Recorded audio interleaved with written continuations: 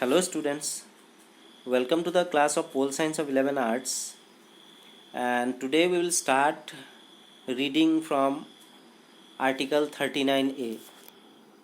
Previously we started reading from article 36 and it is up to article 51, so we have read about 4 articles, under which article 36 defined about state.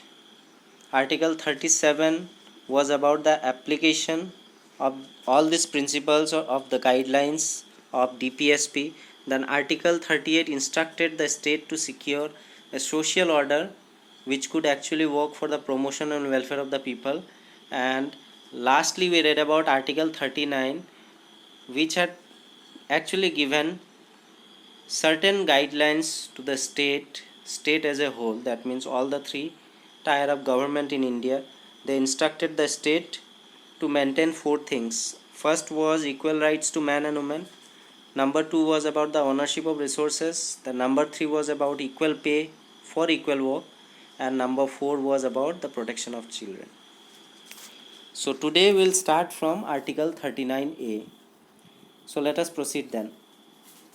So according to article 39A, it actually gives or aims to give equal justice and free legal aid to citizens having economic and other disabilities. So according to article 39A of DPSP, it gives what? 2 things. One is equal justice, that means justice equally, be it for poor or be it for rich. It will have equal sense, but here it is some different idea related to this equal justice and free legal aid. That means to whom it will be given? To the citizens having economic or other disabilities. Suppose you assume that an individual cannot afford to have a legal way to fight against injustice done to him or her because of the problem of money or any other disabilities. Due to that, he or she suppose cannot have a legal fight against that injustice done to him or her. In that case, article 39A makes sure that that particular individual will be given justice also, and he or she will be given free legal aid also. That means that legal aid will be given to him to fight for the injustice, that will be free of cost. And to whom it will be given? It will be given to those who have economic or other disabilities. And this under article 39A makes sure about this thing under the directive principle of state policy. After that, article 40, according to this, there should be organization of village panchayats. So under this, what should be included? The village panchayats, as we know that this is the third and the lowermost hierarchy of the state as a whole. Here article 40 makes sure that there should be organization of village panchayats. In every village level there should be the organization of village panchayats that should be present. After that, article 41, according to this, it gives the right to work, to education and to public assistance in certain cases. So according to directive principle of state policy, according to article 41, it confirms to give right to work also, after that right to education also, and right to public assistance also in certain cases. Many unique cases are there where actually these 3 things are very much needed to an individual from the government sides. So in that particular or then in that special case, 3 things should be provided by the state, and this is according to article 41. And these 3 things are related to right to work to an individual, right to education, and right to public assistance. Wherever it is needed, these 3 things should be given according to article 41. This is instructed to the states as a whole. After that, article 42 confirms that there must be a provision for just and human conditions of work and maternity leave. That means if an individual it can be you also, it can be me also. If we are working somewhere, so the working condition and the working environment should be good. That should be for a good environment should be there, should be prevalent, so that a person can work in a good environment and his mental condition should also be up to that level while he or she is working in that particular industries or areas. So there must be provision that that environment should be very much competent enough to work for an individual, and along with that, provision of maternity leave or maternity relief should also be there, which is present, which is given to actually the female counterparts. Clear? So related to maternity relief, that is given from the government sides, like 2 or 3 months of maternity leave are given during the time of delivering a child. So this comes under Article 42 of Directive Principle of State Policy. After that, moving on to Article 43, it confirms to give a living wage, good working condition, etc. for workers. And as we have seen that a just and human condition of work should be given, that you cannot force anyone to do anything.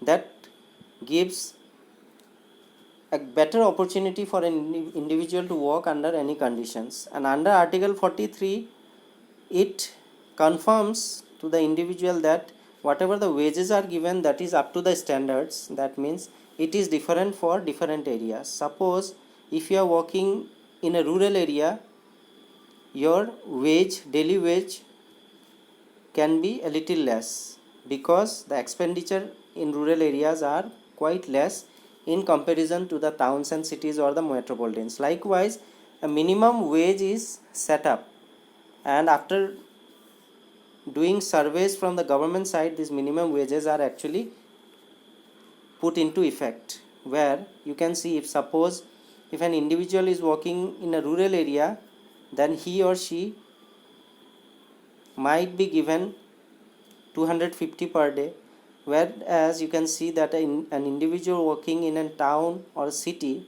will be given 400, because of the expenditure of that particular cities. Everything in the towns or cities are expensive in comparison to the rural areas. So for that also, under Article 43, it is said that the living wage, whatever the wage will be given, it should be according to the standards fixed by the government. And after that, good working condition, etc. should also be there for the workers. It should not be like a bad environment or bad working conditions, where the safety measures will not be taken, and in that condition what will happen, it may hamper the life of the worker also. For that also, a good wage fixed by the government sides and a good working condition, both are needed, and that should be done by the state as a whole under Article 43. Clear? After that comes Article 43A, where it confirms about the participation of workers in management of industries. So wherever the industries are there in our country, under Article 43A of the Directive Principles of State Policy, it confirms to the participation of workers. That means the workers should participate in this management of industries, and this participation of workers in management of industries is confirmed through Article 43A. Remember this. Then comes Article 44, which gives uniform civil code for the citizen. Okay, that means equal law, equal justice for all, irrespective of their caste, creed, or irrespective of sex. Maybe you are a male or maybe you are a female. That will not apply in this case. Then Article 44 will make sure that uniform civil code should be applied for each and every citizens living in the country. Then Article 45 confirms or provides provision for free and compulsory education for children. So I have discussed about this point earlier also, about free and compulsory education, that is under the right to education. And right to education makes sure that the children from age group 6 to 14 years should be compulsory. It is compulsory for the government to give them free education according to the Constitution of India, and this comes under Article 45, which makes sure that there should be a free and compulsory education for children from the age group 6 to 14 years. You include this point. I have forgot to mention the points in this slide. You should include like this: provisions for free and compulsory education for children. In the bracket you will write from the age group of 6 to 14 years.